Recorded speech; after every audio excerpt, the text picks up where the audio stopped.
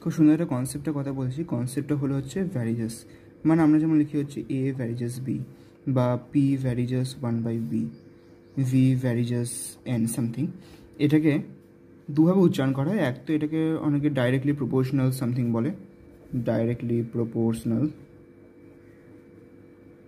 আর বাংলাতে অনেকে এটাকে উচ্চারণ করে উদ্ভটভাবে, সেটা অনেকে এটা উচ্চারণ করে ভ্যারি জাস সামথিং, এরকম টাইপের বিচ্ছিরি একটা উচ্চারণ করে, যেটা কিন্তু সম্পূর্ণ ভুল উচ্চারণ। এটা কোনোভাবে ভ্যারি জাস বলে কিছু হয় না।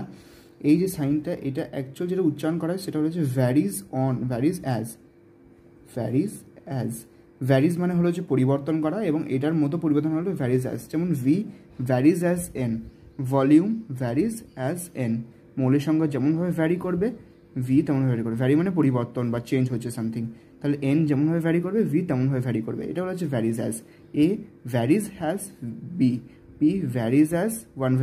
এই ভ্যারিজ অ্যাজটাই লোকমুখে উচ্চারণ হতে হতে ভ্যারিজাস সামথিং হয়ে আছে, উচ্চারণটা ভ্যারিজ অ্যাজ।